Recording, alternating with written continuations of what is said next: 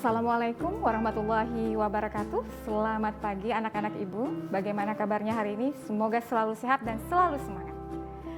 Baik, perkenalkan dulu. Nama ibu adalah Bu Pipit. Hari ini kita akan belajar materi pembelajaran bahasa Indonesia untuk kelas 9. Dan sebelum kita mulai, ibu ingin menampilkan dan kalian akan menyaksikan video berikut ini ya. Silakan saksikan dulu sebuah video dengan judul Ngeri Banget, karya Ahmad Mustafa.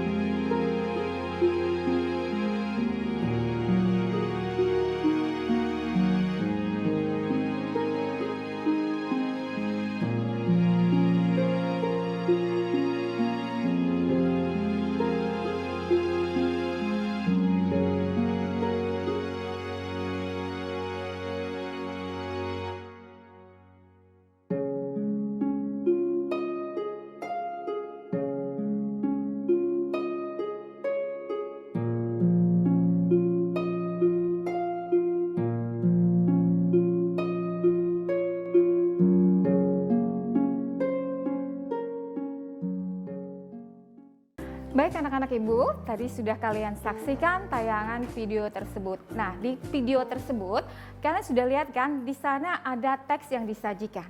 Kira-kira ibu tanya nih, itu teks apa? Ada yang bisa jawab? Iya, betul sekali. Yang disajikan di sana adalah sebuah teks cerpen. Nah, berdasarkan teks cerpen yang kita lihat tadi, maka pembelajaran kita hari ini adalah mengenai teks cerpen. Baik, untuk KD-nya, kompetensi dasar itu kita adalah di sini 3.5 mengidentifikasi unsur-unsur pembangun teks cerpen baik yang didengar maupun yang dibaca. Kemudian setelah melakukan pembelajaran ini, siswa diharapkan mampu mengidentifikasi pengertian teks cerpen. Kemudian yang kedua, mengidentifikasi ciri teks cerpen. Dan yang ketiga adalah menjelaskan unsur-unsur teks cerpen. Baik, yang pertama dulu untuk pengertian sebuah teks cerpen. Nah, cerpen ini sebenarnya merupakan akronim dari sebuah kata cerita pendek ya. Jadi itu akronim gabungan dari kata cerita pendek. Dan cerpen itu sendiri adalah sebuah cerita singkat yang harus memiliki bagian terpenting, yaitu perkenalan, pertikaian, dan penyelesaian. Oke, selanjutnya untuk ciri-ciri sebuah teks cerpen itu, yang pertama itu di dalam sebuah teks cerpen itu hanya memiliki satu peristiwa saja. Kemudian terdapat konflik atau masalah. Yang ketiga, tidak sama sekali merubah nasib sang tokoh. Kemudian mempunyai satu alur dan perwatakan sang tokoh dilukiskan secara singkat. Nah, kita lanjut yang sekarang adalah mengenai unsur-unsur teks sebuah cerpen. Ya, unsur-unsur pembangun dalam sebuah teks cerpen itu ada dua ya. Dimana yang pertama itu adalah unsur intrinsik dan yang kedua adalah unsur ekstrinsik. Kita akan bahas yang pertama dulu ya, yaitu adalah unsur intrinsik. Unsur intrinsik di sini ada beberapa macam, ada 5 bagian. Yang pertama dulu itu adalah sebuah tema. Tema yang terdapat di sebuah cerpen itu tentu saja adalah merupakan ide utama dalam pengembangan sebuah cerpen atau pokok permasalahan yang terdapat di dalam cerpen tersebut. Oke, lanjut. Yang kedua adalah latar. Latar di sini dibagi 3, yaitu latar tempat, latar waktu, dan latar suasana. Nah, kita akan lihat contoh di dalam sebuah teks cerpen itu penggunaan latar, tempat, waktu, dan suasana. Yang seperti ini. Desember 1946 baru saja dimulai ketika sebuah kabar tiba di Langgar. Di tempatku setiap hari mengajari anak-anak mengaji. Aku memberi isyarat kepada Rahim. Jangan sampai anak-anak dengar kataku memelankan suara sambil berdiri menuju belakang Langgar yang kemudian disusulnya. Anak-anakku minta melanjutkan bacaannya. Nanti Bapak kembali, janjiku kepada mereka. Perhatikan di sana, di contoh teks cerpen di sana, di kutipan cerpen di sana, kita akan bisa menemukan latar tempat, waktu, dan suasana. Ya kan? Latar tempatnya yaitu di Langgar, karena kejadian di sana di sebuah langgar. Kemudian latar waktunya itu sudah tertera jelas Desember 1946. Dan latar suasananya itu kalau diambil kutipannya ada di sini. Aku memberi isyarat kepada Rahim, jangan sampai anak-anak dengar. Kataku memelankan suara sambil berdiri. Nah, di sana suasananya adalah khusyuk karena di sana ada sebuah pengajian, anak-anak sedang mengaji. Oke, kita lanjut. Yang keempat untuk yang ketiga untuk unsur intrinsik dalam sebuah teks cerpen adalah penokohan. Penokohan tentu saja berhubungan dengan perwatakan. Di dalam sebuah cerpen otomatis kita memiliki tokoh-tokoh atau terdapat tokoh-tokoh. Nah, tokoh-tokoh di sini tentu saja wataknya ada antagonis, ada protagonis. Antagonis itu tentu yang memiliki tokoh yang bersifat jahat. Contohnya, tokoh itu mempunyai sifat yang buruk, kasar, pemarah, itu adalah berarti antagonis. Kemudian yang kedua itu adalah perwatakan protagonis ya, disebut penokohan protagonis. Di sini watak yang memiliki bersifat baik, misalnya lemah lembut, suka menolong. Nah itu merupakan contoh dari penokohan yang memiliki perwatakan dan tentu terdapat di sebuah cerpen. Baik anak-anak, kita lanjutkan ya. Untuk yang keempat dari unsur trinsiknya itu adalah sudut pandang. Sudut pandang di sini merupakan cara pandang yang digunakan pengarang sebagai sarana untuk menyajikan tokoh, tindakan, dan latar. Dan kalau mau ingin simpel lagi, itu sebenarnya sudut pandang itu adalah pengarang menempatkan diri sebagai siapa dalam karangannya atau dalam cerita tersebut yang di mana di sini adalah teks sebuah cerpen. Ya. Dan kalau misalnya kita lihat dari contoh yang pertama yang tadi ada Desember 46 yang ada di Langgar, itu sebenarnya penggunaan kata aku. Jadi kata aku di sini adalah pengarang menempatkan diri sebagai tokoh aku, ya, berperan sebagai tokoh aku di sini. Nah, dan sebagai tokoh utama. Oke, yang kelima itu adalah alur.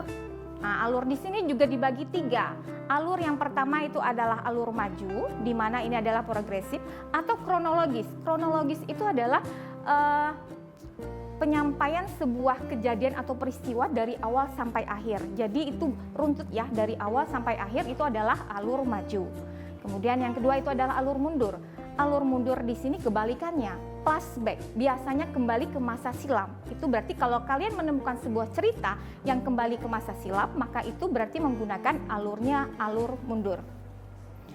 Yang ketiga itu adalah alur campuran. Nah, ini gabungan antara keduanya. Bisa di awal, kemudian flashback, kemudian kembali lagi ke awal, ke cerita semula, kronologisnya. Dan itu adalah berarti alurnya adalah alur campuran. Oke, yang terakhir dari unsur intrinsik teks cerpen adalah amanat.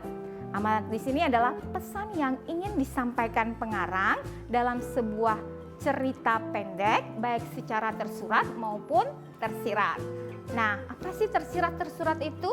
Tersirat itu sebenarnya adalah bermakna amanat atau pesan yang disampaikan itu secara tidak langsung. Kalau tersurat itu sama seperti artinya tulisan. Jadi, amanat yang disampaikan itu tertulis jelas. Ya, amanat yang disampaikan atau pesan yang disampaikan oleh pengarang itu tertulis jelas. Oke. Baik anak-anak, sebelum kita lanjutkan materi ke unsur ekstrinsik, kita jeda dulu.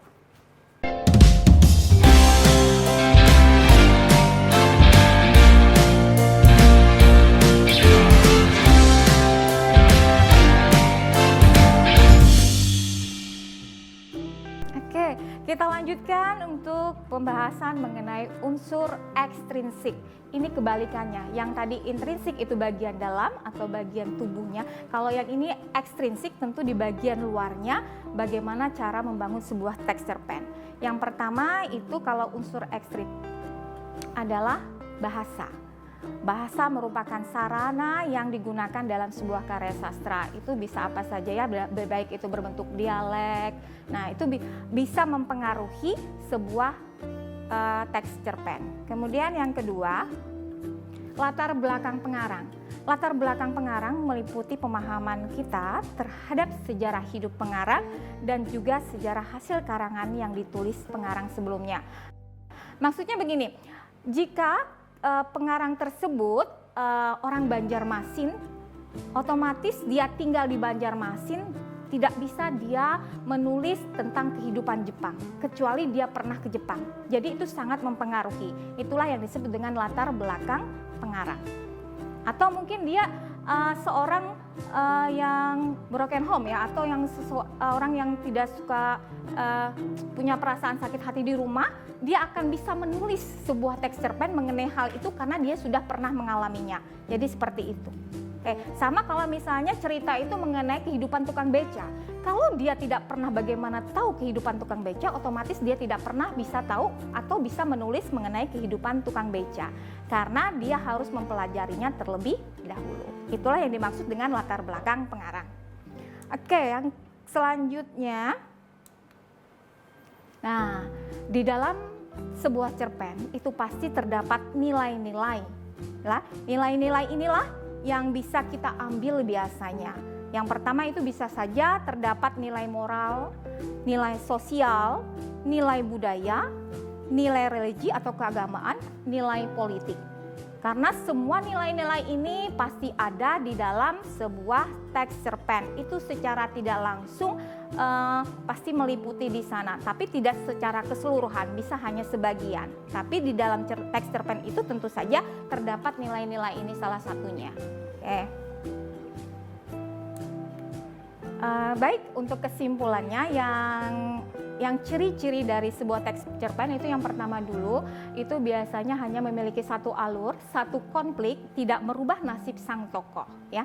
Kemudian yang terakhir itu adalah pembangun dari sebuah teks cerpen unsur-unsurnya ada dua, yaitu adalah unsur intrinsik dan unsur ekstrinsik. Kalau unsur intrinsik yang pertama adalah tema, kemudian latar, kemudian yang ketiga itu adalah alur, kemudian lagi adalah sudut pandang dan amanat. Kemudian yang terakhir adalah unsur ekstrinsik. Unsur ekstrinsik itu adalah yang pertama bahasa, yang kedua latar belakang, dan yang ketiga adalah nilai. Oke, baik anak-anak Ibu. Di akhir kegiatan kita hari ini, Ibu akan memberikan tugas kepada kalian dan nanti akan kalian simak video yang tadi di awal, dan ini akan Ibu tayangkan lagi ya, video dengan judul Ngeri Banget karya Ahmad Mustafa, dan di sini ada merupakan teks sebuah cerpen. Kalian perhatikan benar-benar dan baca ya. Setelah itu nanti kalian analisis unsur intrinsik yang terdapat dalam kutipan teks cerpen di video tersebut. Jadi ingat ya, hanya unsur intrinsik, yaitu tema, alur, latar, sudut pandang, dan amanat. Jika sudah selesai, kalian bisa mengumpulkan kepada Bapak Ibu guru kalian, baik itu di sekolah atau secara langsung ataupun melalui WA. Baik anak-anak Ibu, demikian pembelajaran kita hari ini. Semoga bermanfaat. Sebelum Ibu tutup, Ibu akan mengingatkan kembali untuk selalu menaati protokol kesehatan. Yang pertama, menggunakan masker, cuci tangan dengan sabun, jaga jarak, dan hindari kerumunan. Terima kasih. Wassalamualaikum warahmatullahi wabarakatuh.